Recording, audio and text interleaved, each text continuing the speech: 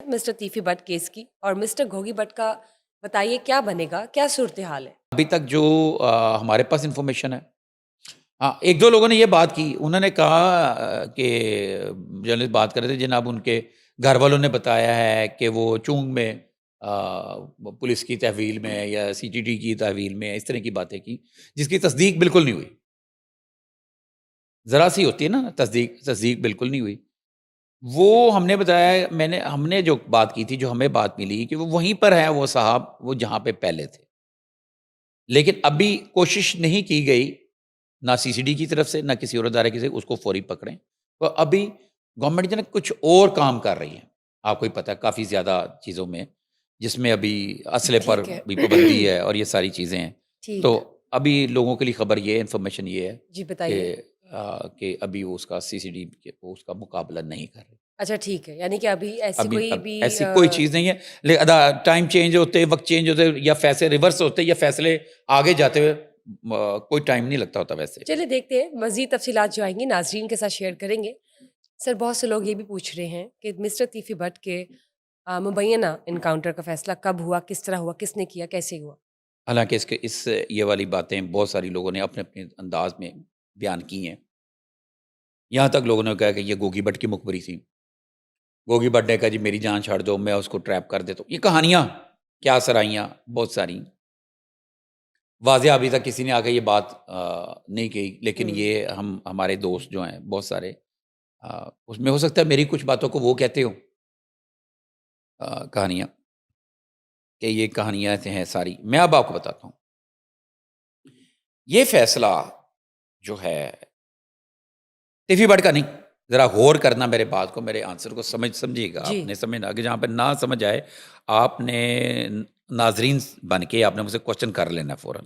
بیچ میں مجھے بتائیے بتائیے. روکنا، مجھے ٹوکنا، مجھے بات کرنی. یہ جب سی سی ڈی کا ایکٹ منظور ہوا، جس دن منظور ہوا اس سے پہلے یہ تجاویز جب ڈسکس کی گئیں، یہ جب اس کا ایک نقشہ سا بنایا گیا، ایک پریزنٹیشن سی بنائی گئی، اس دن یہ فیصلہ کر لیا گیا تھا، یہ اس دن ہی لکھ لیا گیا تھا کہ ایسے افراد، ایسے لوگ جو متعدد کیسوں میں انوالو ہیں، ایکچوئل ہیں وہ، اور پھر ایسے لوگ جو بتہ خوری، بدماشی، قبضہ گروپ، لوگوں کو اپنے ڈیروں پہ بلا کے اپنے جو ہے تشدد والے جو عقوبت خانوں میں بلا کے وہاں پہ قید کر کے زبردستی شریف لوگوں کو ان کو سے گن پوائنٹ پہ تشدد کر کے ان سے پراپرٹیز دائیں سے بائیں کرنا، اسٹامپ پیپر پہ انگوٹھے لگانے والے جو لوگ باثر، جتنا مرضی باثر ہو، لیکن جس نے ایک الگ سٹیٹ بنائی ہوئی ہے.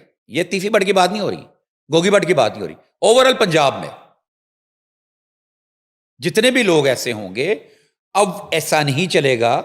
وہ اپنے کیفر کردار کو پہنچیں گے، ان کو چلان کیا جائے گا، ان کو عدالت بھیجا جائے گا. اور جو ایسے لوگ جو مسلسل ہیپچول ہیں، واردات کرتے ہیں، ڈکیتی کرتے ہیں، ڈکیتی مرڈر کرتے ہیں، اور ڈکیتی کے دوران زیادتی کرتے ہیں، اور جو لڑکیوں سے زیادتی کرتے ہیں، اور چھوٹی بچیوں کو زیادتی کا نشانہ بناتے ہیں، بچوں کو زیادتی کا نشانہ بناتے ہیں، اور وہ ہماری قانونی پیچیدگیوں کے حوالے سے جیلوں میں پڑے رہتے ہیں، ایسے لوگوں کا بھی پورا ریکارڈ دیکھا جائے گا اور ان کا بھی سدباب کیا جائے گا. یہ وہ چیزیں جو اس کے بہت ساری چیزیں لکھی نہیں گئیں، لیکن جو چیز لکھی گئی ہے، جو ایکٹ میں شامل ہے، اس کا بعد نظر اگر آپ آگے مزید تشریح کریں تو وہ تشریح یہ ہے. ٹھیک ہے.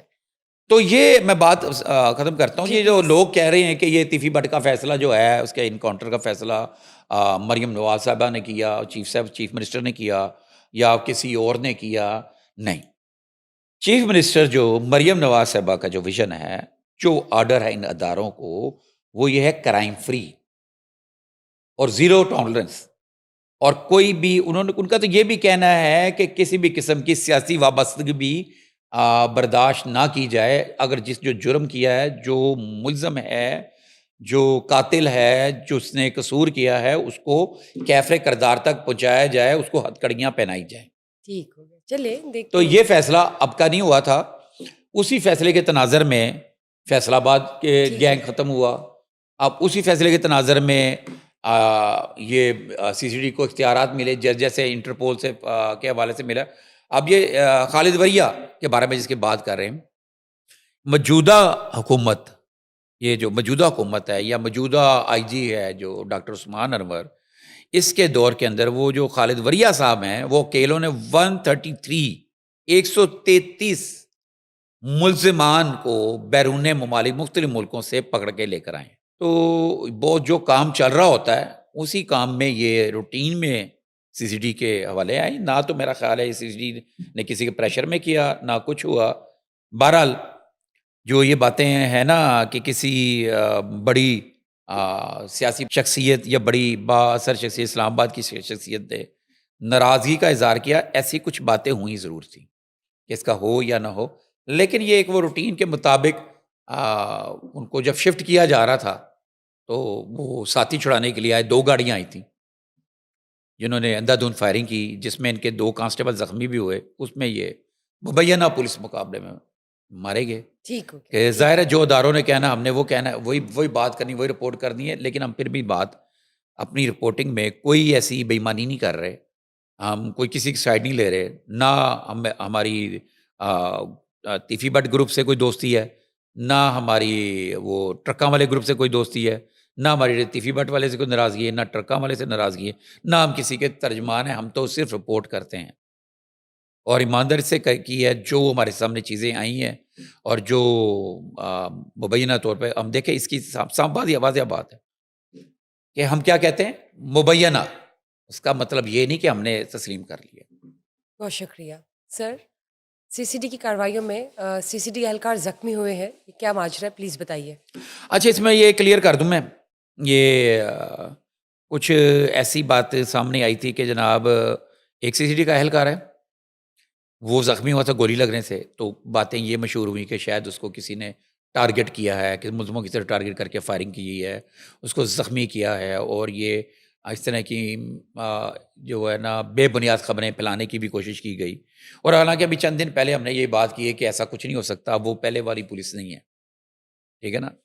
تو یہاں پہ میں کلیئر کر دوں بات کو, ایسا نہیں ہے. وہ ایک کانسٹیبل ہے, نام کا مجھے معلوم ہے, میں خود ہی نہیں لینا چاہ رہا نام اس کا. وہ 2 اس کی بیوی بھی کانسٹیبل ہے, 2 میاں بیوی ہیں.